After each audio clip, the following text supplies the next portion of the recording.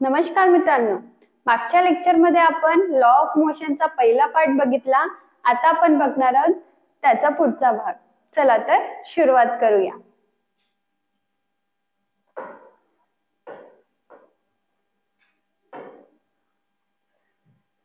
आजच्या लेक्चर मध्ये आपण बघणार आहोत न्यूटन्स लॉ ऑफ मोशन. आता न्यूटन्स लॉ ऑफ मोशन म्हणजे काय? न्यूटनचे गतीचे नियम ते काय आहेत, ते कसं उपयोग होतात ते आता आपण या लेक्चर मध्ये बघणार आहोत. तर सर्वात आधी आपल्याला न्यूटन्स लॉ ऑफ मोशन जाणून घेण्यासाठी काहीतरी इथे प्रश्न विचारले आहेत, ते आता आपण बघूया. काय म्हटलं आहे? What could be the reason for following. काय की पुढच्या बाबींसाठी किंवा बाबींमागे रिझन काय, कारण काय. आता आपण ते सेंटेन्स बघू. काय म्हटलंय पहिलं? A static object does not move without the application of force. काय म्हटलंय? एखादा स्टॅटिक ऑब्जेक्ट, स्टॅटिक म्हणजे काय? स्थिर असलेला object without the application of force move करू शकत नाही. म्हणजेच काय की जसं माझ्या हातावर हा पेन आहे, हा स्टॅटिक आहे म्हणजे रेस्टवर आहे, याला मी कुठलाही फोर्स लावत नाही, कुठलाही हात वगैरे लावत नाही, म्हणजे काय हा रेस्टवरच राहील. ठीक आहे, तर तेच म्हटलंय की एखादा ऑब्जेक्ट स्टॅटिक का असतो, रेस्ट का असतो? कारण त्याच्यावर कुठलाही फोर्स अप्लाय होत नाही. म्हणजे एकंदरीत असं म्हणू आपल्याला की आपल्याला इथे फोर्सचं काहीतरी रिझन दिलाय की या गोष्टींमागे फोर्स कोणकोणतं अप्लिकेशन आहे. नंतर काय आहे? The force which is sufficient to lift a book from a table is not sufficient to lift the table. काय म्हटलं आहे? एका टेबलवरून जेवढं फोर्स आपण एखादी बुक उचलण्यासाठी लावू, तोच फोर्स आपल्याला टेबल उचलण्यासाठी पुरेसा नसणार. म्हणजे काय की दोघांचा वेट वेगवेगळा आहे, दोघांचा मास वेगवेगळा आहे. पुस्तक हलकी असते, टेबल वेटेड असते. त्यामुळे काय आपल्याला पुस्तकला कमी फोर्सनी उचलावं लागेल आणि टेबलला जास्त फोर्सनी उचलावं लागेल. हे सुद्धा काय फोर्सचं अप्लिकेशन आहे. नंतर काय म्हटलं आहे? Fruits on a tree fall down when its branches are shaken. काय म्हटलं आहे? एखाद्या झाडाची फांदी जेव्हा आपण त्याला हलवतो तर ते फळे खाली पडतात. तर का बरं? ते सुद्धा एक फोर्सचं अप्लिकेशन आहे. ते म्हणजे कसं? आपल्याला माहिती आहे आपण एखादी वस्तू जेव्हा वर फेकतो आणि ती परत येते, ते का बरं? तर ड्यू टू ग्रॅव्हिटेशनल फोर्स. तर ग्रॅव्हिटी ही सुद्धा काय आहे? फोर्स आहे. म्हणजेच काय हा सुद्धा फोर्सचं अप्लिकेशन आहे. नंतर काय? Electric fan keep on rotating for some time even after it is switched off. एखादा फॅन जसं फॅन बंद केल्यानंतर तो काही वेळात फिरत राहतो. ते का बरं? कारण त्यावर लागणारे फोर्सेस आहेत ते स्टेबल होत नाही किंवा इक्वल होत नाही. त्यामुळे काय होते? तो काही वेळापर्यंत फिरत असतो आणि तो स्टॉप का बरं होतो? जेव्हा त्याच्यावरचे फोर्सेस इक्वल होतात. ठीक आहे.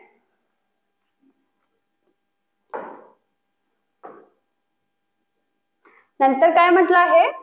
If we look for reason for the above we realize that object have some inertia. आता इनर्शिया म्हणजे काय? इनर्शिया म्हणजे एखादा ऑब्जेक्टची रेजिस्ट करण्याची टेंडेन्सी, चेंजला रेजिस्ट करण्याची टेंडेन्सी. ते म्हणजे कशी? जसं रेजिस्ट म्हणजे काय? नाकारणे. म्हणजे जसं एखादा ऑब्जेक्ट रेस्टवर आहे तर तो काय करेल की तो रेस्टवरच राहील. तो आपल्या स्टेटमध्ये चेंज होऊ देणार नाही. किंवा जर एखादा ऑब्जेक्ट मुव्हिंग आहे तर तो काय राहणार? मूवच करत राहणार. तो स्टॉप होणार नाही, आपल्या स्टेटमध्ये कुठलाही चेंज होऊ देणार नाही. आणि त्याच टेंडेन्सीला आपण काय म्हणतो? इनर्शिया. तेच म्हटलंय we realize that object have some inertia. We have learned that the inertia related to mass of object. काय? inertia कशाशी रिलेटेड आहे?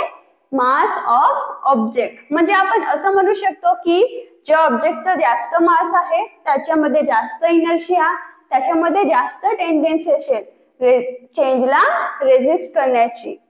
त्यानंतर काय, Newton's first law of motion describe this very property and is therefore also called as the law of inertia. आपण Newton's first law of मोशनला law of inertia सुद्धा म्हणू शकतो. ते का बरं? कारण दिस डिस्क्राइब व्हेरी प्रॉपर्टी. ठीक आहे, तर असं तुम्हाला विचारू शकते की न्यूटन फर्स्ट लॉ ऑफ मोशनला लॉ ऑफ इनर्शिया का बरं म्हणतात, तर हे आपण इथे लिहू शकतो. यामध्ये आपण काय बघितलं, न्यूटन्स लॉ ऑफ मोशन म्हणजे न्यूटन, हे साइडला न्यूटन दिले आहेत, यांनी आपल्याला दिलेले आहेत गतीचे नियम. ते आपण बघण्यासाठी इथे काहीतरी शिकलो. काय शिकलो इथे आपण? Application of force. फोर्स काय असतं, फोर्सचं अप्लिकेशन काय. ठीक आहे, पुढचं बघू.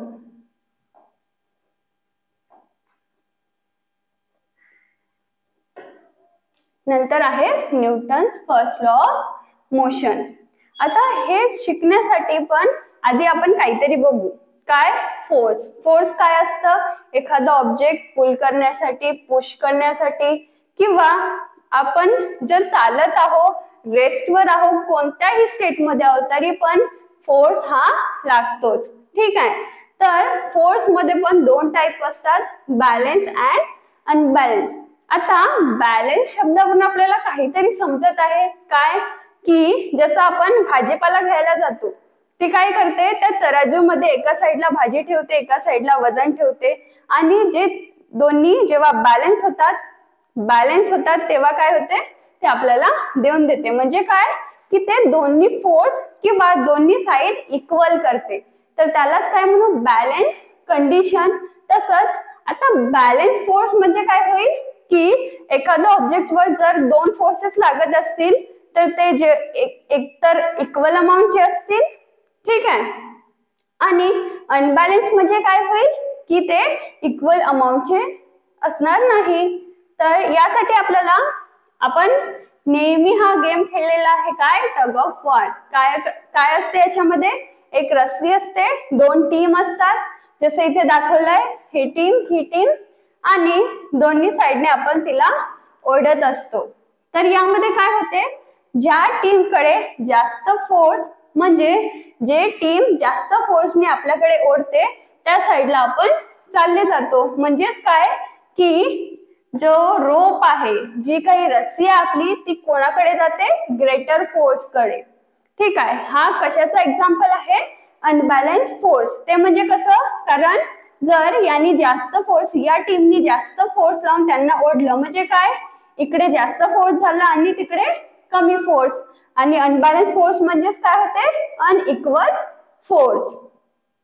काय म्हटलं आहे, you must have played tug of war so long as the forces applied by both the side are equal, that is balance.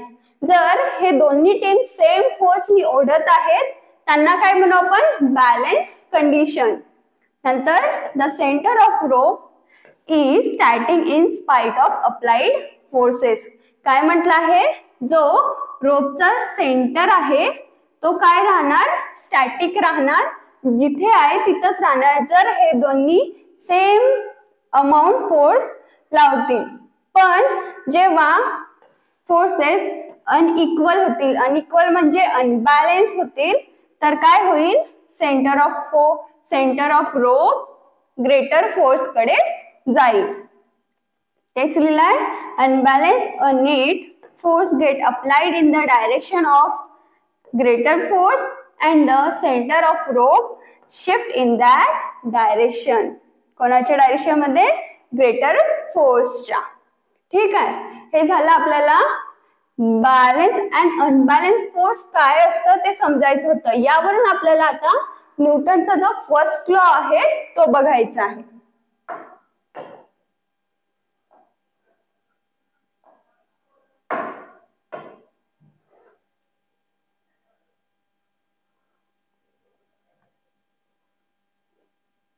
काय आहे आपला law, an object continues to remain at rest or in state of uniform motion along a straight line unless an external unbalanced force act on it.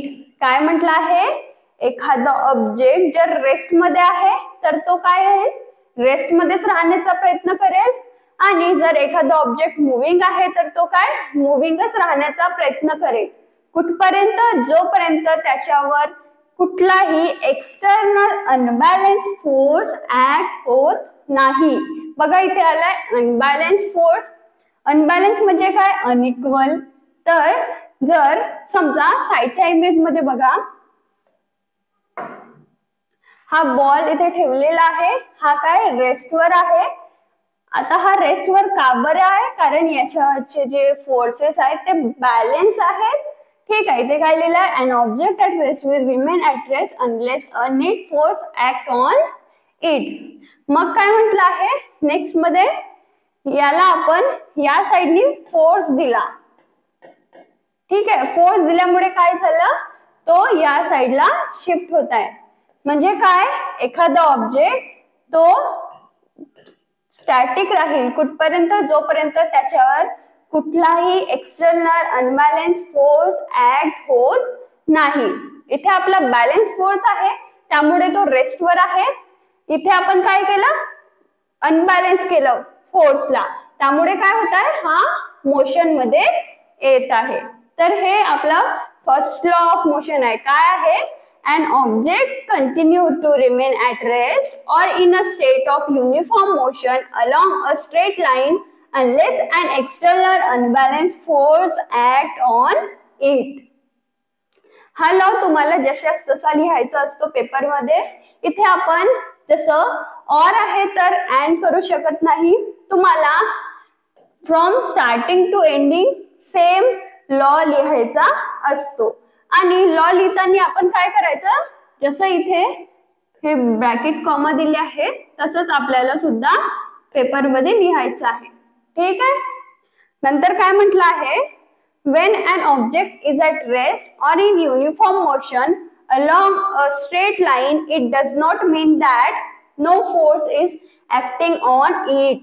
काय म्हटलं आहे, जर एखादा object रेस्टवर आहे किंवा युनिफॉर्म मोशन मध्ये मूव्ह करत आहे तर असं मिनिंग होत नाही की त्याच्यावर कुठलाही फोर्स ऍक्ट होत नाही.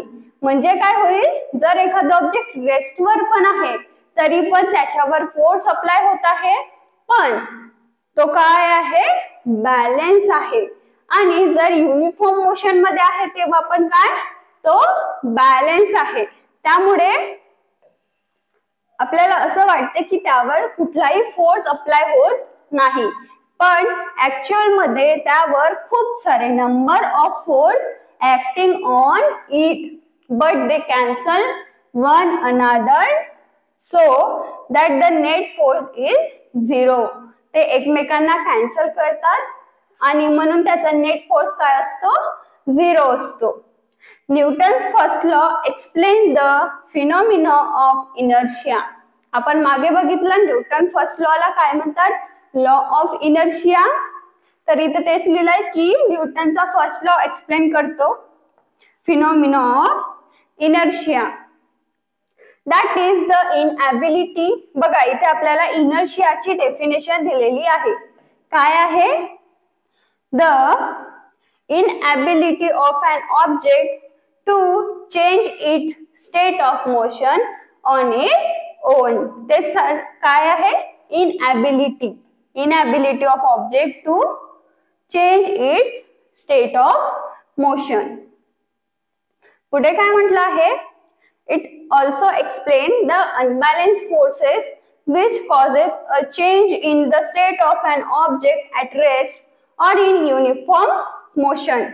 हा लॉ अजून काय एक्सप्लेन करतो, अनबॅलन्स फोर्स ते काय करतात, एखाद्या ऑब्जेक्टचा स्टेट चेंज करण्यासाठी मदत करतात.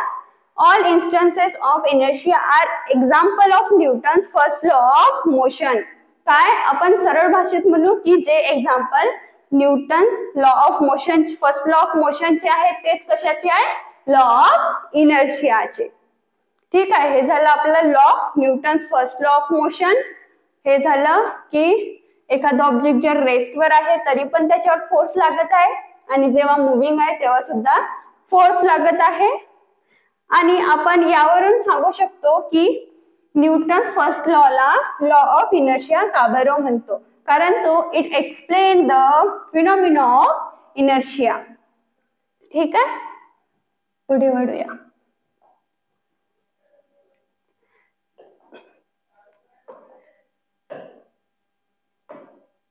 नंतर आहे आपला Newton's second law of motion. आता फर्स्ट लॉ बघण्यात आपण काय बघितलं होतं, बॅलन्स फोर्स, अनबॅलन्स फोर्स काय असतं.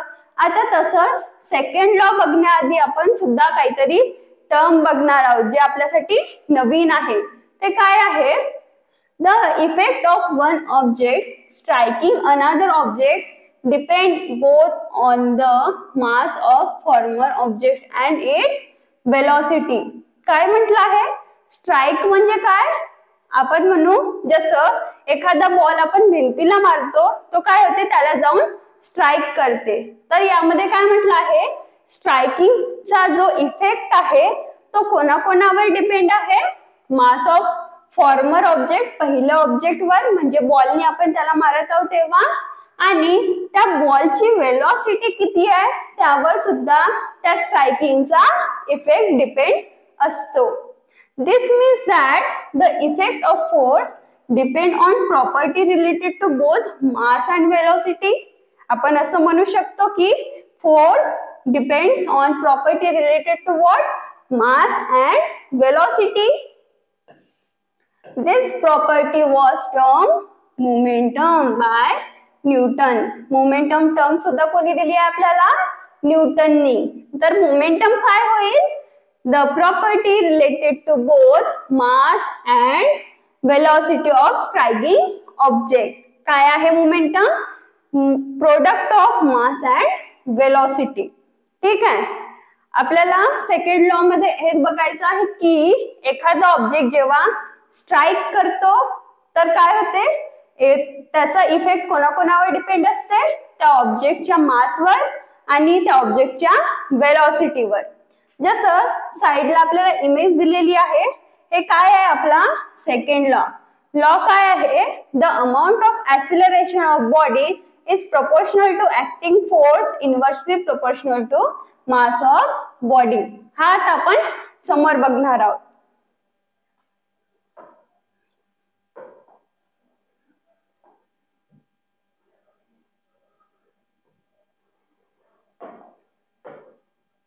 यामध्ये आपल्याला मोमेंटम विषय दिलेला आहे. काय दिलेला आहे, momentum has magnitude as well as direction. आता डायरेक्शन वर्ड आला म्हणजे काय, वेक्टर क्वांटिटी. म्हणजेच काय, आपली मोमेंटम हा सुद्धा काय आहे, वेक्टर क्वांटिटी आहे, ज्याला मॅग्निट्यूड पण आहे आणि डायरेक्शन पण आहे. नंतर काय, its direction is the same as that of velocity.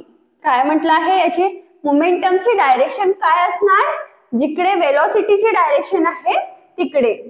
In SI system the unit of momentum is kg metre per second. आता हा कसा युनिट येतो बघा, आपण मोमेंटम म्हणजे काय बघितलं, the product of mass and velocity.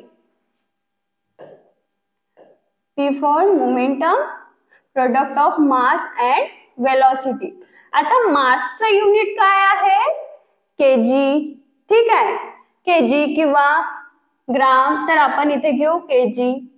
नंतर वेलॉसिटीचं युनिट काय आहे, आपण वेलॉसिटीचं युनिट काढलं, काय होतं, वेलॉसिटी काय असते, टोटल डिस्प्लेसमेंट टोटल टाइम. तर डिस्प्लेसमेंटचं युनिट काय, मीटर.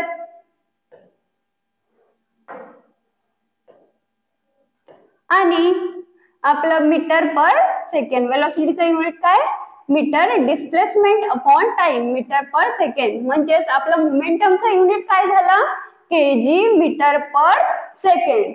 ठीक आहे, हेच दिलं आपल्याला एसआय युनिट. आणि सीजीएस युनिट मध्ये काय होईल, इथे आपण केजी घेतलं, इथे आपण काय घेणार, ग्राम. मीटरचं काय घेणार, सेंटीमीटर. आणि सेकंड तर आपलं सीजीएस युनिट आहे तर त्याला ऍज इट इज ठेवणार. त्यानंतर if unbalance force applied on an object causes a change in the velocity of object. काय म्हटलं आहे, अनबॅलन्स फोर्स जर एखाद्या ऑब्जेक्ट वर अप्लाय होत आहे तर तो त्याची वेलॉसिटी चेंज करत आहे आणि मग त्याचं मोमेंटम सुद्धा चेंज होत आहे.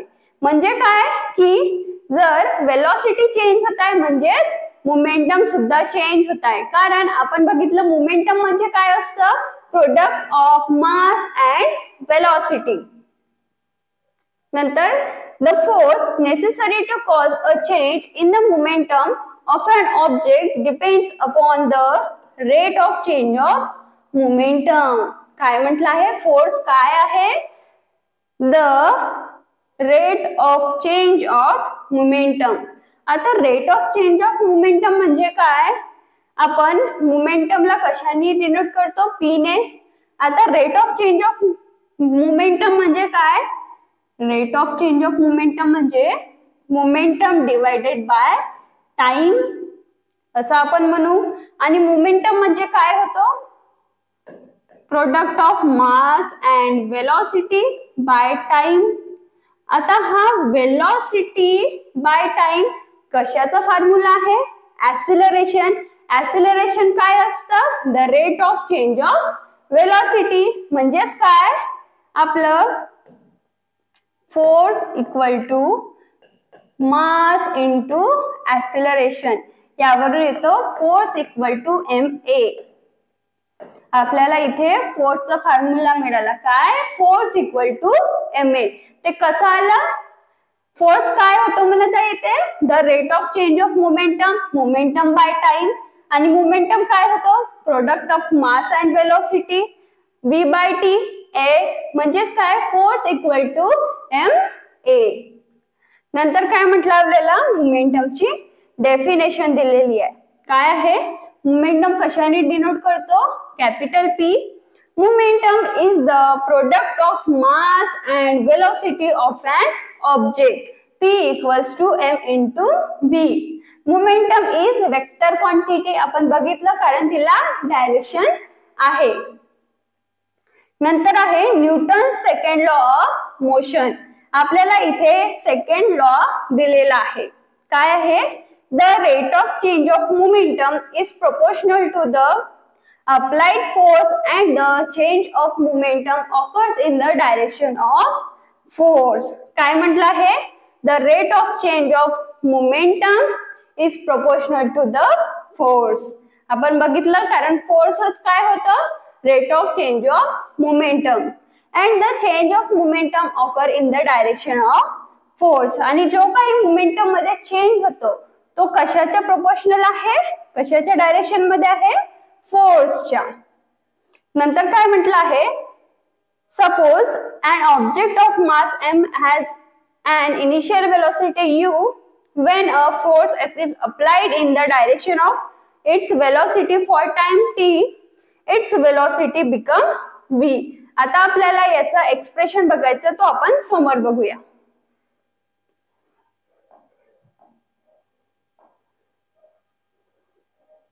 तर आपण तिकडे काय बघितलं, एक ऑब्जेक्ट आहे, तिचं मास m आहे, इनिशियल वेलोसिटी u आहे, फायनल वेलोसिटी v आहे आणि फोर्स F आहे. तर आपण त्या ऑब्जेक्टचं मोमेंटम कसं काढू, मोमेंटम काय असतं, मास इंटू वेलोसिटी. आता त्याचं मास हा m, इनिशियल वेलोसिटी u, म्हणजे हा झाला आपला इनिशियल मोमेंटम आणि फायनल मोमेंटम काय, मास इंटू फायनल वेलोसिटी. ठीक आहे. आता rate of change of momentum. Rate of change of momentum म्हणजे काय, मोमेंटम बाय टाइम. तर मोमेंटम काय आहे आपलं, आपण चेंज कसं काढतो, फायनल मायनस इनिशियल. तर आपल्याकडे फायनल मोमेंटम आहे, इनिशियल मोमेंटम आहे, तर आपण चेंज कसं काढणार, final momentum minus initial momentum. ठीक आहे. तर फायनल मोमेंटम काय आहे, M V minus M U, आणि इथे रेट लिहिलाय म्हणून काय करू आपण, टी ने डिवाइड करू आता आपण m ला बाहेर काढू, m कॉमन आहे कारण v minus u by t. आणि आपण इथूनच बघितलं the rate of change of velocity is what, acceleration. तर यावरून याच्या समोर आपण लिहू शकतो m इंटू ऍक्सिलरेशन. ठीक आहे, हे झालं rate of change of momentum. नंतर काय म्हटलं आहे, according to Newton second law of motion the rate of change of momentum is proportional to the applied force. आणि ms म्हणजे काय झालं आपला फोर्स. झालं आपलं प्रूफ काय की the rate of change of momentum is proportional to applied force. हे झालं आपला सेकंड लॉ विषयी.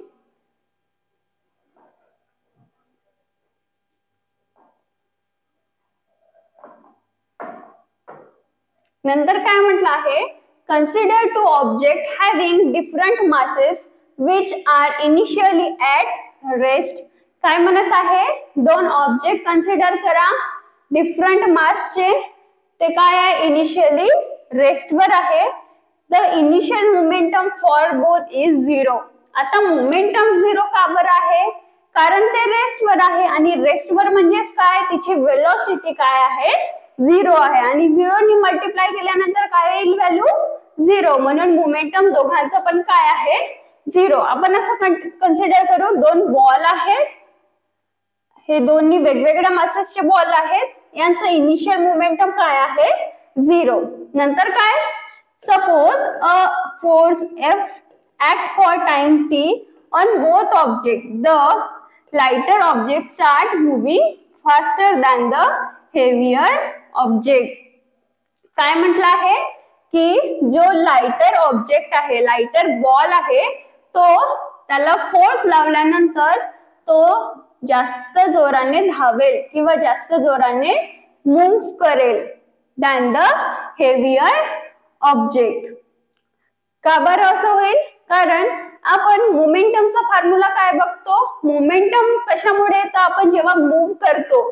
ठीक आहे, मोमेंटम वरून आपल्याला असं समजते मूव्ह म्हणजेच काय की जसं या ऑब्जेक्ट साठी जर मी मोमेंटम काढला, मोमेंटम काय असतं p = mv.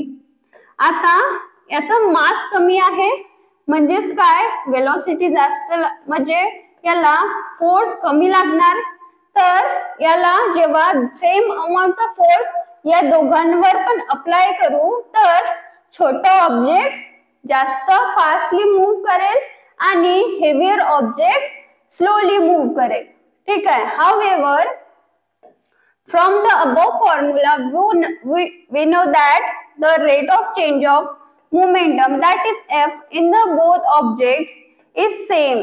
काय म्हटलं आहे की the rate of change of momentum म्हणजेच काय फोर्स दोन्ही ऑब्जेक्ट मध्ये सेम आहे and the total change in their momentum will also be change. काय म्हटलं आहे, जर एखाद्या ऑब्जेक्ट वर सेम किंवा दोन डिफरंट ऑब्जेक्ट वर सेम फोर्स लावत आहे तर त्या दोघांचा मोमेंटम पण काय असणार आहे, सेम असणार आहे.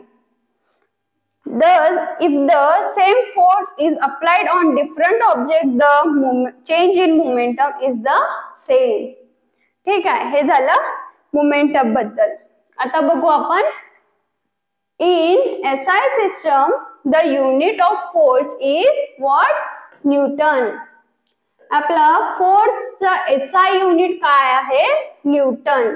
न्यूटनचे डेफिनेशन काय, the force necessary to cause an acceleration of 1 meter per second square in an object of mass 1 kg is called as 1 Newton. काय म्हटलं आहे की फोर्स नेसेसरी कशाला, an acceleration in object of 1 kg, एखाद्या object मध्ये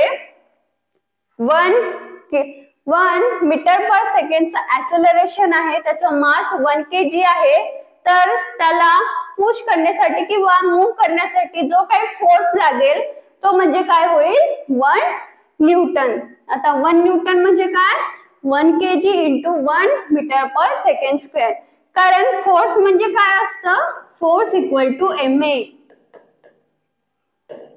आता m चे मास काय ठेवलाय 1 kg, ऍक्सेलरेशन काय ठेवलाय 1 मीटर पर सेकंड स्क्वेअर.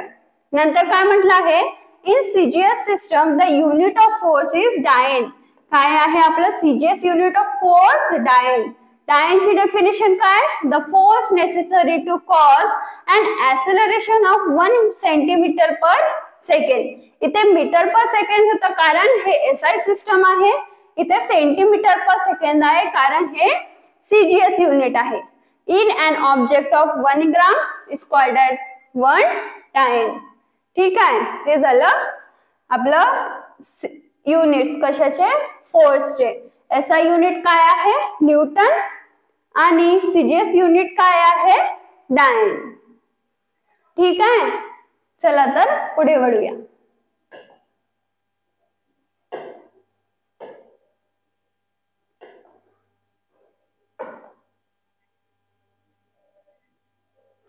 नंतर आहे Newton's third law of motion. आपण पहिला लॉ बघितला, सेकंड लॉ बघितला, आता आपण थर्ड लॉ बघणार आहोत. काय आहे we have learn that about force and its effect on an object through Newton first and second law of motion. काय म्हटलं आहे आपण फोर्सचं इफेक्ट बघितलं, फर्स्ट मध्ये पण बघितलं बॅलन्स अनबॅलन्स फोर्स, आणि सेकंड मध्ये पण बघितलं की फोर्स काय असतं the rate of change of momentum. नंतर काय however in nature force can not act alone. काय म्हटलं आहे की नेचर मध्ये फोर्स एकटा राहत नाही, तो काय असतं पेअर मध्ये असतं. Force is reciprocal action between two object. Forces are always applied in pair. ते पेअर मध्ये असतात. when one object apply a force on another object, the latter object also simultaneously apply force on the former object. काय म्हटलं आहे एखादा object जर दुसऱ्या object वर फोर्स अप्लाय करत आहे, म्हणजेच कसं आपण सिंपल बघू, जेव्हा आपण भिंतीला असं मारू तर काय होते, आपण भिंतीला मारत आहोत म्हणजे आपण त्याच्यावर फोर्स अप्लाय करत आहोत, पण तेव्हा आपल्याला सुद्धा लागतो. म्हणजे काय की भिंत पण आपल्यावर फोर्स अप्लाय करत आहे. तर हेच म्हणत आहे की एखादा फोर्स नेहमी एकटं राहत नाही, ते काय असतं पेअर मध्ये असतं.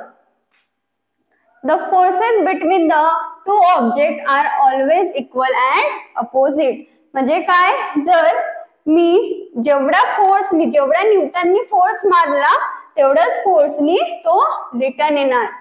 तर ते काय इक्वल अँड, मी जसं या साइडने मारलं तर तो माझ्या अपोजिट डायरेक्शननी येईल.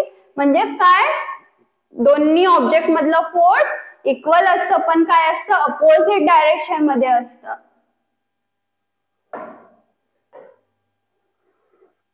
नंतर काय this idea is express in Newton's third law of motion.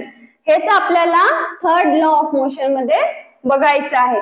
The force applied by first object is called as action force, while the force applied by second object on the first is called as reaction force. काय म्हटलं आहे जेव्हा एखादा object दुसऱ्या object वर force लावत आहे, तर जो पहिला ऑब्जेक्ट दुसऱ्या ऑब्जेक्ट वर फोर्स लावत आहे त्याला ऍक्शन फोर्स म्हणतो, आणि दुसरा ऑब्जेक्ट जेव्हा पहिल्या ऑब्जेक्ट वर फोर्स लावत आहे त्याला रिएक्शन फोर्स म्हणतो. आता हा आपला लॉ काय आहे, every action force as an equal and opposite reaction force which act simultaneously. काय म्हटलं आहे जेवढ्या काही ऍक्शन फोर्स आहेत त्या इक्वल अमाउंटच्या असतात, पण कशा असतात अपोजिट इन डायरेक्शन, आणि ते काय असतात ते काय ऍक्ट होतात, कसे ऍक्ट होतात सायमल्टेनियसली. सायमल्टेनियसली म्हणजे काय सोबतच, म्हणजे लगेचच. म्हणजे जर तुम्ही ऍक्शन केलं तर लगेचच रिएक्शन फोर्स येईल. जसं बघा आपण यावरून जसं रॉकेट लॉन्चिंग वगैरे आहे, हे काय आहे थर्ड लॉ ऑफ मोशनचे एक्झाम्पल आहे. त्याच्यामध्ये काय असतं बघा, इथे आपल्याला दाखवलं आहे जेव्हा आपण इथे काय करतो, याला बर्न करतो, इथे कॉईल लावली असते, इथे बर्न करतो, त्यामुळे काय होते, तो वर जाते आणि हा त्याच्याच बरोबर रिॲक्शन फोर्स लागतो. म्हणजे जर एखादा ऑब्जेक्ट दुसऱ्या ऑब्जेक्टवर जेवढा फोर्स लावत आहे तेवढाच फोर्स तो सुद्धा लावणार, पण काय, हा निगेटिव्ह म्हणजे काय, अपोजिट डायरेक्शन मध्ये. काय म्हटलं आहे, for every action there is an equal but opposite reaction. If object A exert force on object B, then object will exert equal but opposite force on object. म्हणजे काय, object वर, दोन्ही object वर force equal राहील, पण त्यांचं direction काय असणार, अपोजिट असणार. हेच आपल्याला थर्ड लॉ ऑफ मोशन मध्ये सांगितलं आहे.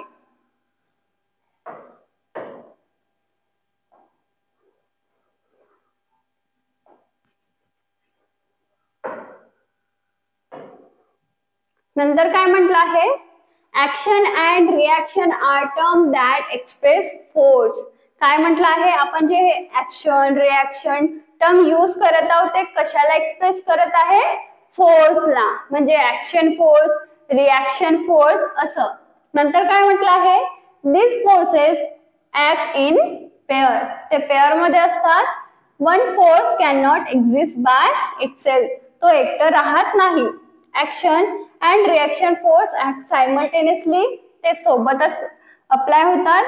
Action and reaction forces act on different object. काय म्हटलं आहे की ऍक्शन आणि रिॲक्शन फोर्सेस असतात ते डिफरंट ऑब्जेक्ट वर अप्लाय होतात. जसं आपण जेव्हा भिंतीला मारतो तेव्हा काय, आपण भिंतीवर फोर्स लावतो आणि नंतर भिंती आपल्यावर फोर्स. म्हणजे काय, हे दोन्ही वेगवेगळे ऑब्जेक्ट आहेत, वेगवेगळ्या ऑब्जेक्ट वर ऍक्शन रिॲक्शन फोर्स अप्लाय होत आहे. त्यामुळे काय होतं, यांचा इफेक्ट कॅन्सल होत नाही. ठीक आहे, का बरं, कारण ते सेम ऑब्जेक्ट वर अप्लाय होत नाही. आपण जसं बघितलं, एखादा ऑब्जेक्ट रेस्ट वर का असतो, कारण त्यावर लागणारे जेवढे काही नंबर ऑफ फोर्सेस आहे ते काय असतात, इक्वल अमाऊंटचे असतात आणि ते एकाच ऑब्जेक्ट वर लागल्यामुळे काय, एकमेकांचा इफेक्ट कॅन्सल करतात. तर इथं ते म्हटलं आहे की इथे का बरं कॅन्सल करत नाही, कारण ते सेम ऑब्जेक्ट वर, म्हणजे एकाच ऑब्जेक्ट वर ऍक्शन रिॲक्शन फोर्स लागत नाही, ते दोन्ही डिफरंट ऑब्जेक्ट वर लागतात. आता आपल्याला इथे म्हटलं आहे, यूज युअर ब्रेन पॉवर. काय आहे बघू. While hitting a ball with bat, the speed of bat decreases. काय म्हटलं आहे की जेव्हा आपण बॅटने बॉल मारतो तर त्या बॅटची वेलोसिटी किंवा स्पीड काय होते, डिक्रीज होते.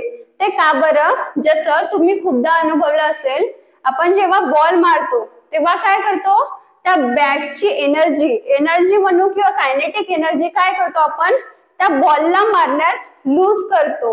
म्हणजे तिची एनर्जी कमी होऊन जाते आणि एनर्जी म्हणजेच काय की तिची स्पीड पण कमी होऊन जाते. आणि हा एक्झाम्पल कसं बघा, जसं जेव्हा आपण बॅटनी मारतो बॉलला तेव्हा बॅट बॉलवर ऍक्शन फोर्स अप्लाय करत आहे, त्याचबरोबर बॉल पण त्याच्यावर रिॲक्शन फोर्स अप्लाय करत आहे आणि यामध्ये काय होते, एनर्जी लॉस होते आणि त्यामुळे स्पीड डिक्रीज होते. नंतर काय म्हटलं आहे, a gun recoil that is move backward when bullet is fired. बघा, जसं हे आपण बघितलं बॅट बॉल वाला एक्झाम्पल. आता काय म्हटलं आहे, गन फायर करतो. बघा, हा इथे असं गन फायर करत आहे, तो समोर गोळी टाकते पण त्याला मागे पण काहीतरी जर्क लागते, तो बॅकवर्ड जाते. ते का बरं, कारण आपण समोर ऍक्शन फोर्स करत आहोत आणि त्याचंच रिॲक्शन फोर्स म्हणून आपलं हात बॅकवर्डला जाते. नंतर काय आहे, mechanism of firing of rocket. हे बघा, आपण जसं दिवाळीला जे रॉकेट वगैरे पण झाडतो ते सुद्धा कशाचं एक्झाम्पल आहे, Newton's third law of motion. ठीक आहे, हे सुद्धा थर्ड लॉ. आता तुम्हाला जर पेपर मध्ये आलं की थर्ड लॉ ऑफ मोशनचे एक्झाम्पल लिहा तर लिहू शकतो आपण. काय, जर एखादं बॅटने आपण बॉल मारलं तर तिची स्पीड डिक्रीज होते, हा सुद्धा एक्झाम्पल आहे. नंतर गन रिकॉइल आणि रॉकेट फायरिंग हे सुद्धा एक्झाम्पल आहे.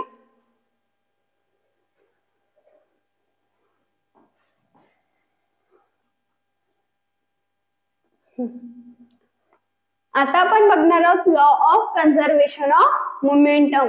आता हा कोणता लॉ आहे, काय आहे law, law of conservation of momentum. आता कन्झर्वेशन म्हणजे काय, कन्झर्वेशन म्हणजे जसं आधी जेवढी व्हॅल्यू होती तेवढीच नंतर, म्हणजे काय, जेवढं आधी मोमेंटम होतं तेवढंच नंतर, म्हणजे initial momentum equals to final momentum. हे झालं आपलं कन्झर्वेशन ऑफ मोमेंटम. आता हे आपण कसं समजून घेणार आहोत, आपण दोन बॉल घेतलेले आहेत with different mass m1 and m2, त्यांची वेलोसिटी आहे u1 u2. हे बिफोर कोलिजन, कोलिजन म्हणजे काय, जेव्हा आपण त्यांना स्ट्राइक करू, जेव्हा हे स्ट्राइक होतात यावर काय होतं, आपण बघितलं थर्ड लॉ काय बघितलं आपण, जर एखादा ऑब्जेक्ट दुसऱ्या ऑब्जेक्टवर आपण मारत आहोत किंवा दोघांना स्ट्राइक करत आहोत तर पहिला ऑब्जेक्ट दुसऱ्या ऑब्जेक्टवर फोर्स अप्लाय करतो आणि दुसरा ऑब्जेक्ट पण पहिल्या ऑब्जेक्टवर फोर्स अप्लाय करतो, पण ते इक्वल अमाउंटचे असतात, पण काय अपोजिट डायरेक्शन मध्ये असतात. तर इथे तेच दाखवलंय की सेम फोर्स आहे पण काय आहे, अपोजिट डायरेक्शन. ठीक आहे, आपल्याला दिसत आहे हा एरो इकडे आहे आणि हा एरो याच्या अपोजिट आहे. नंतर जेव्हा कोलिजन होतं, कोलिजन झाल्यानंतरची व्हॅल्यू जी आहे आपली मोमेंटमची, ती व्हॅल्यू कशाच्या इक्वल आहे, इनिशियल मोमेंटमची. ते आपल्याला आता आपण कसं आहे ते बघायचं आहे. त्यासाठी आपण दोन बॉल आपण इथे लिहू शकतो. सपोज जर तुम्हाला पेपर मध्ये आला तुम्ही कसं लिहिणार, जर तुम्हाला पूर्णपैकी पूर्ण भाग घ्यायचे तर आपण असं लिहू, जसं suppose we take two ball with mass m1 and m2 with initial velocity u1 and u2.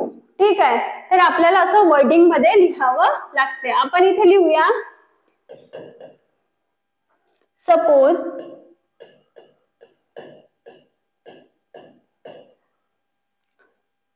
Ball with mass m1 and m2 with initial velocity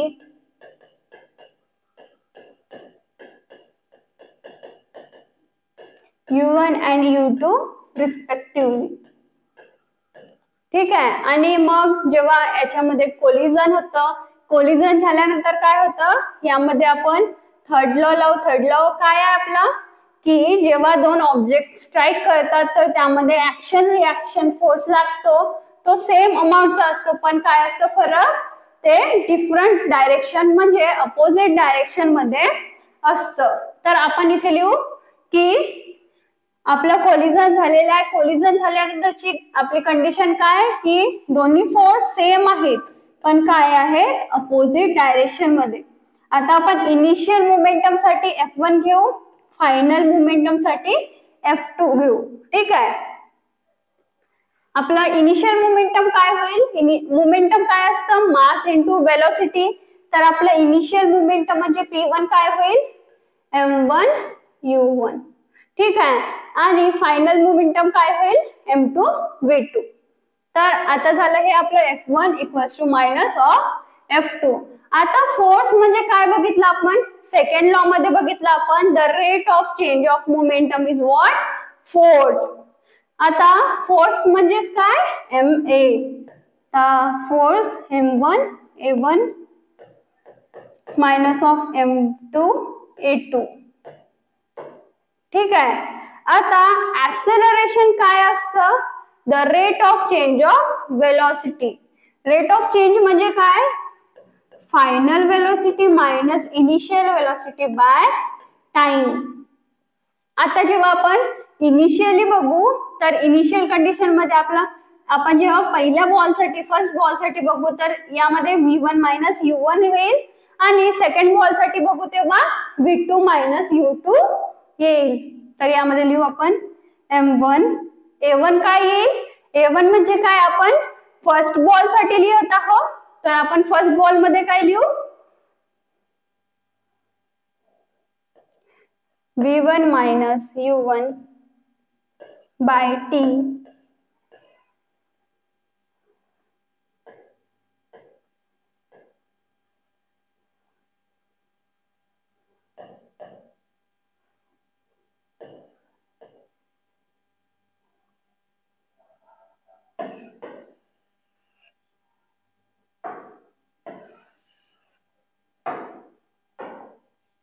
काय लिहू आपण? फोर्स.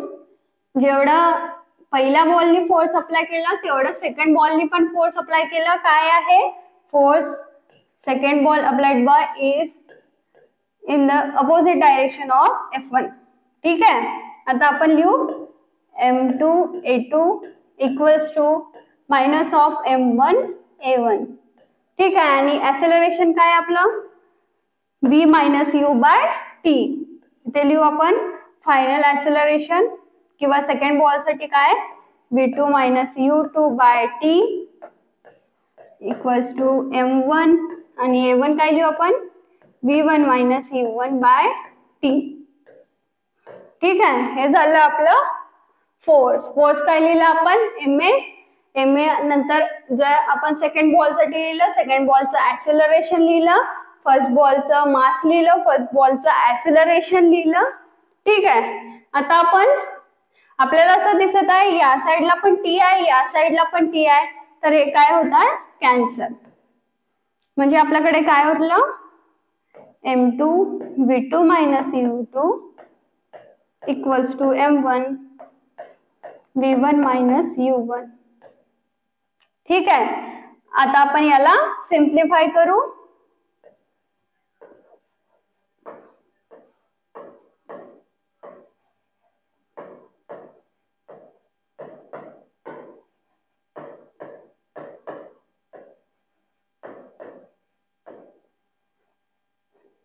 आपण सेम टर्म म्हणजे जसं आता इथे v आहे, इकडे पण v आहे, तर याला आपण इकडे आणू किंवा जसं आपला इथे मायनस आहे तर या ब्रॅकेटला आपण मायनसनी मल्टिप्लाय करू.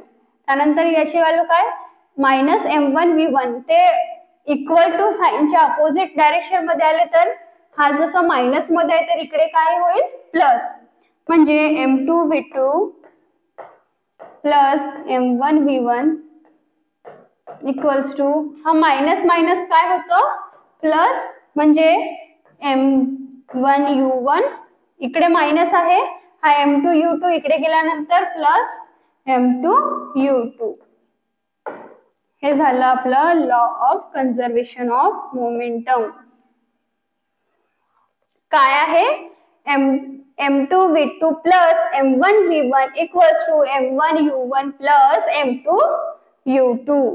म्हणजे काय? आपलं इनिशियल मोमेंटम आहे तेवढंच आपलं फायनल मोमेंटम सुद्धा राहणार. इथे आपल्याला दिसत आहे बघा, आपलं इनिशियल वेलोसिटी काय होती? u1 u2 आणि आपलं मास m1 m2, तर तेवढंच काय आहे? m2 v2 m1 plus m2. ठीक आहे. हे झालं आपलं law of conservation of momentum.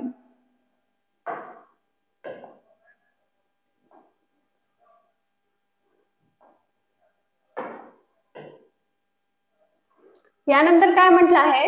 Thus, if no external force is acting on two objects, then their total initial momentum is equal to their total final momentum. काय म्हटलं आहे? जर एखादा किंवा जर एक्सटर्नल फोर्स अप्लाय होत नाही तर त्या दोन्ही ऑब्जेक्टचा मोमेंटम जो फायनल मोमेंटम आहे तो कशाच्या इक्वल असणार? Initial momentum. काय? This statement is true for any number of object. हे सर्वांसाठी अप्लाय होतो. When no external force act on two interacting object, their total momentum remains constant. It does not change. म्हणजे काय? जसं आपण मागे बघितलं दोन बॉल काय होतं ते स्ट्राईक. त्यावर आपण फोर्स अप्लाय करत नव्हतो, कुठलाही एक्सटर्नल फोर्स अप्लाय करत नव्हतो. त्यामुळे काय होत होतं, त्यांचं मोमेंटम कॉन्स्टंट होतं. कॉन्स्टंट म्हणजे काय, इनिशियल मोमेंटम जेवढा आहे तेवढंच फायनल मोमेंटम सुद्धा आहे. नंतर म्हटलं आहे this is corollary to Newton's third law of motion. आपण जेव्हा थेरम बघतो, थेरम मध्ये जसं खूप मोठा थेरम असेल त्यांचे छोट्या छोट्या कोरोलरी असतात.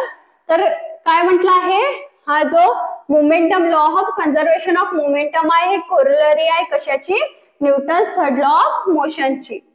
The momentum is unchange after collision. काय म्हटलं आहे, मोमेंटम चेंज होत नाही. The momentum gets redistributed between the colliding object. The momentum of an object decreases while that of other increases. म्हणजे काय, जेव्हा दोन ऑब्जेक्टचं मोमेंटम म्हणजे काय, दोन ऑब्जेक्ट जेव्हा स्ट्राईक होत आहेत तर एकाचं मोमेंटम एकतर इन्क्रीज होईल किंवा एखादा ऑब्जेक्टचा डिक्रीज होईल. Thus we can also state this corollary as follow. काय, when two objects collide the total momentum before collision is equal to total momentum after collision. काय म्हटलं आहे, जेव्हा दोन ऑब्जेक्ट कोलाइड करतात तेव्हा जो टोटल मोमेंटम आहे बिफोर कोलिजन तो कशाच्या इक्वल आहे, टोटल मोमेंटम आफ्टर कोलिजन. नंतर काय म्हटलं आहे, in order to understand this principle let us consider example of bullet fired from gun. काय, आपण हे समजण्यासाठी एक एक्झाम्पल घेऊ. कोणता, आपण गन मधून बुलेट फायर करत आहोत. when bullet of mass, बुलेटचा mass m1 आहे and fired from gun of mass m2, its velocity become v1 and its momentum become m1 v1. Before firing the bullet, both the gun and the bullet are rest and hence the total initial momentum 0. ते जेव्हा rest वर आहेत म्हणजे काय, velocity 0. Velocity 0 म्हणजे काय, momentum सुद्धा 0. According to the above law the total final momentum also has to be 0. म्हणजे काय की जेव्हा आपण एखाद्या गन मधून बुलेट फायर करतो तर त्यामध्ये आपण कुठचा एक्सटर्नल फोर्स लावत नाही. म्हणजेच काय, त्याचा मोमेंटम कन्झर्व असला पाहिजे. म्हणजे जो इनिशियल मोमेंटम आहे तोच फायनल मोमेंटम असलं पाहिजे. आता हे जेव्हा रेस्टवर आहेत, इनिशियली रेस्टवर आहेत म्हणजे काय, वेलोसिटी 0 आहे. वेलोसिटी 0 म्हणजे त्यांचं मोमेंटम काय आहे, 0 आहे. तर त्यांचं फायनल मोमेंटम सुद्धा काय असायला पाहिजे, 0. It has to be 0. Thus, the forward moving bullet causes the gun to move backward after firing. काय म्हटलं आहे, त्यामुळे काय होतं, जे बुलेट समोर जाते त्यामुळे गन बॅकवर्ड शिफ्ट होतो. This backward motion of gun is called as is recoil. काय आहे, याला काय म्हणतो आपण, recoiling of gun. ठीक आहे, हे झालं आपलं कन्झर्वेशन ऑफ मोमेंटम बद्दल.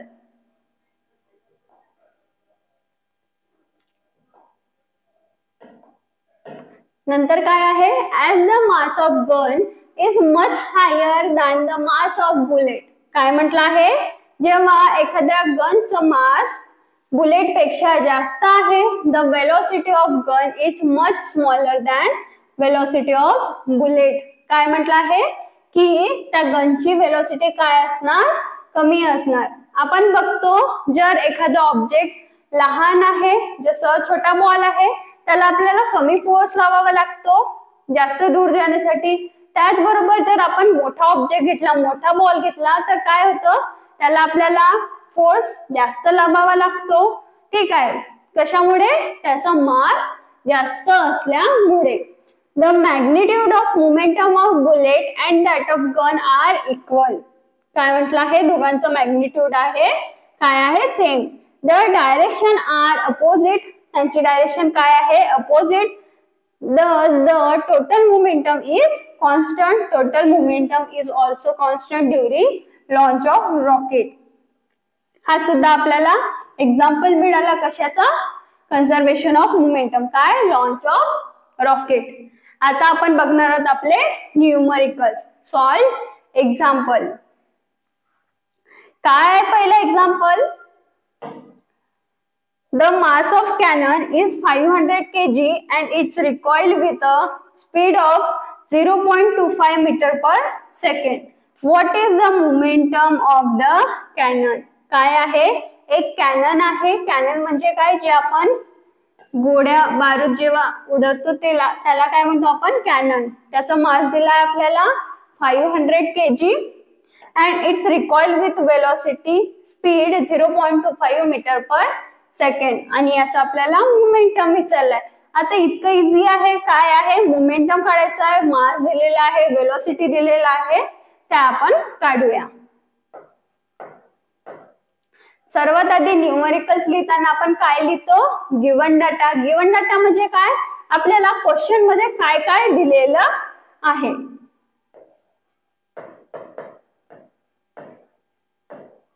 काय आहे? Mass of canon. The mass of canon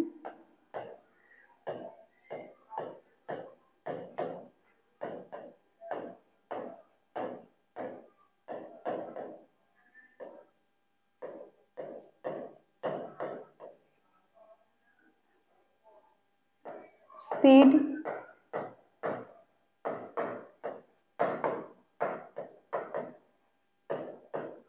आणि आपल्याला काय काढायचं आहे? मोमेंटम. मोमेंटम कशाने डिनोट करतो आपण? P, capital P equals to mass into velocity. Mass काय दिलेला आहे?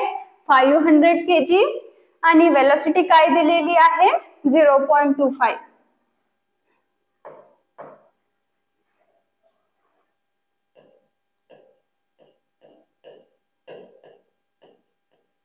ह्याला आपण सॉल्व करू.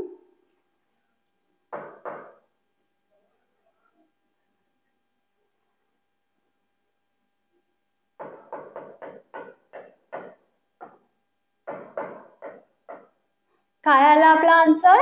125 आणि याचा युनिट काय होईल?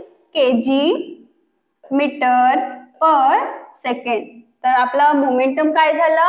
125 kg मीटर पर सेकंड. ठीक आहे. आता आपल्याला इथे वर्डिंग मध्ये मी साइडला लिहित आहे, तुम्हाला खाली लिहायचा असतो. काय आहे? Therefore the momentum of cannon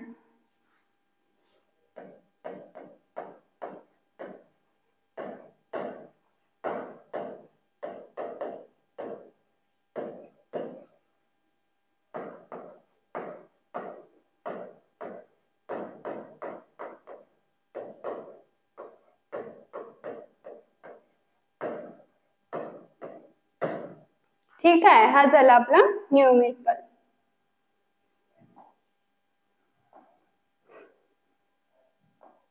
पुढचा एक्झाम्पल काय आहे? Two ball have masses of 50 gram and 100 gram respectively and they are moving along the same line in the same direction with velocities of 3 meter per second and 1.5 meter per second respectively. They collide with each other. After the collision, the first ball moved with velocity of 2.5 meter per second. Calculate the velocity of other ball after collision. काय म्हटलं आहे? साइडला बघा आपल्याला हा ball 1 दिलेला आहे, हा बॉल 2 दिलेला आहे. या बॉलचा मास काय लिहू आपण? 50 ग्राम. याचा घेऊ 100 ग्राम. यांची हे काय म्हटलं आहे? सेम लाईन मध्ये मूव्ह करत आहेत, म्हणजे एका स्ट्रेट पाथवर मूव्ह करत आहेत आणि यांची वेलोसिटी आहे 3, पहिल्याची, सेकंडची 1.5. आणि काय म्हटलं आहे? हे दोघे कोलाइड होत. जेव्हा हे दोघे कोलाइड होणार तर त्यानंतरची तेव्हा पहिल्या बॉलची वेलोसिटी 2.5, तर आपल्याला सेकंड बॉलची वेलोसिटी काढायची आहे. आपण मागे law of conservation of momentum काढताना पण असंच एक्झाम्पल घेतलं होतं की 2 बॉल होते. बिफोर कोलिजनचे जे मोमेंटम आहे ते इक्वल्स टू कशा? Final momentum after collision. तर आपण याला सॉल्व्ह करू. सर्वात आधी आपण काय लिहूया, गिवन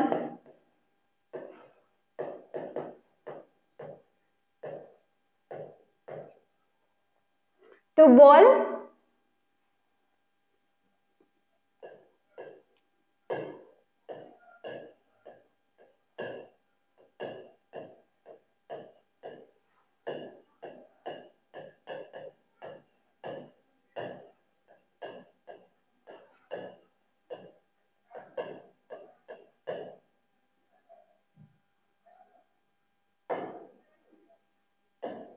ठीक आहे. आणि आता काय घेऊ आपण, त्यांचा इनिशियल, देअर इनिशियल वेलॉसिटी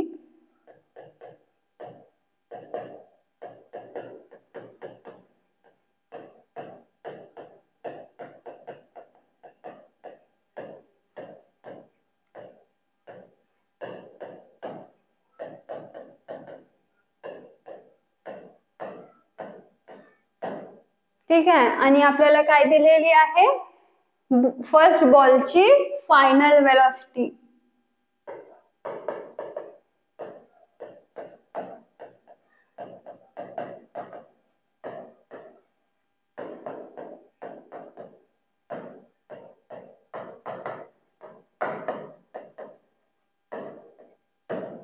ठीक आहे. एवढं सगळं आपल्याला दिलेलं आहे. आता आपल्याला काढायचं आहे second बॉलची final velocity.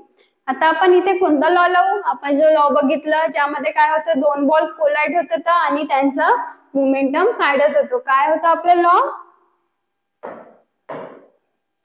m1 v1 plus m2 v2 equals to m1 u1 plus m2 u2.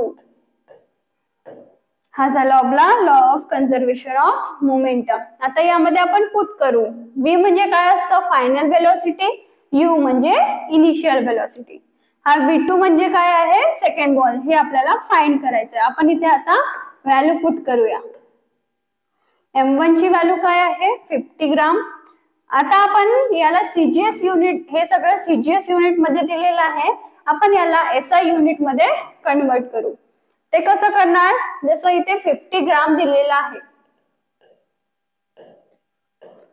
तर आपल्याला ग्राम मधून जेव्हा किलो मध्ये कन्वर्ट करायचा असतो, आपण याला 100 ने डिवाइड करतो.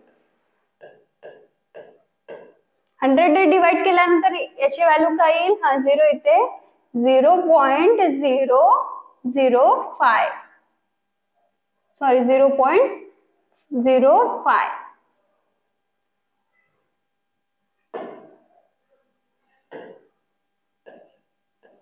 ठीक आहे. आणि तसंच 100 ग्राम म्हणजे काय होईल,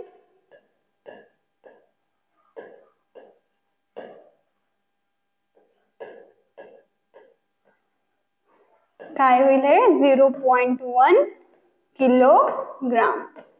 ठीक आहे. आता आपण याला पुट करू. m1 काय आहे आपला, 0.05. याची वेलोसिटी काय आपल्याला दिलेली आहे, फर्स्ट बॉलची 2.5. m2 काय आहे आपला 0.1. वेलोसिटी आपल्याला काढायची आहे. m1 0.05, initial velocity 3 plus final velocity 0.1 into u2 काय आहे 1.5. आता आपण याला सॉल्व करूया.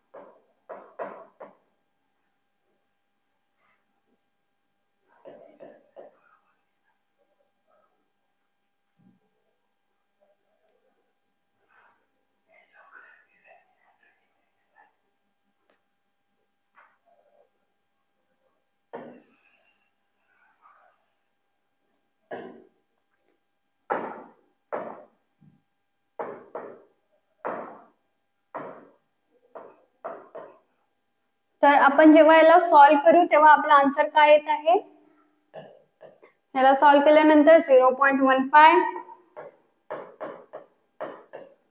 याला सॉल्व केल्यानंतर काय येईल 0.1 इंटू 1.5 काय येईल 0.125.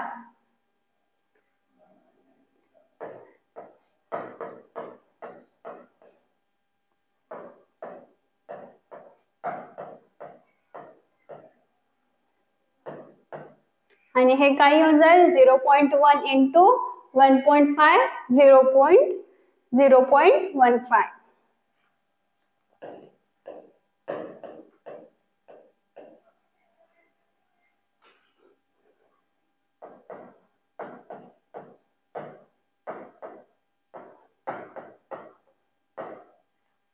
हे काय होऊन जाईल 0.15 0.15 0.30 0.30 0.1 v2 इक्वल्स टू हे 0.125 आपण इकडे घेणार तेव्हा आपली व्हॅल्यू काय आहे 0.1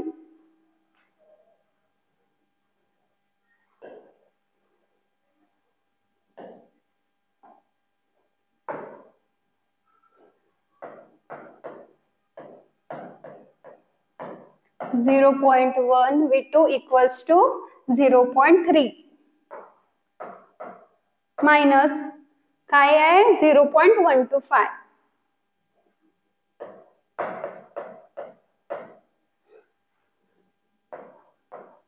यावरून आपली v2 ची व्हॅल्यू काय येणार आहे 1.7.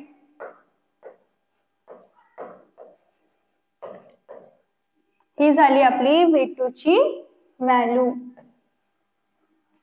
ठीक आहे, तर आपण इथे v2 ची व्हॅल्यू काढलेली आहे. आता आपण सेंटेन्स काय लिहिणार, the velocity of second ball after collision is 1.75 meter per second. आपण इथे लिहू साइडला, द वेलोसिटी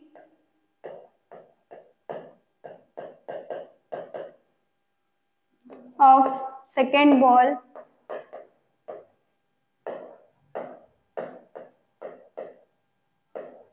after collision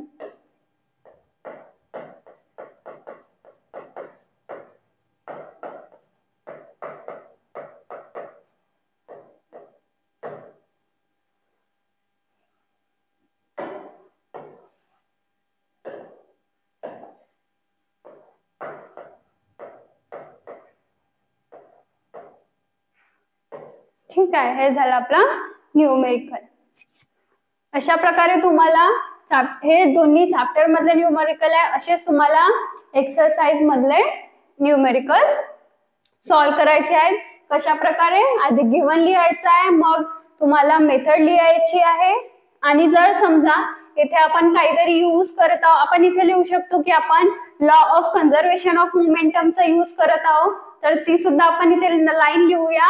आणि हे झाल्यानंतर आपला जो फायनल आन्सर म्हणजे आपल्याला क्वेश्चन मध्ये काय विचारलं आहे त्याला धरून आपण खाली एक लाईन लिहू, त्यानंतर आपला न्यूमेरिकल संपतो.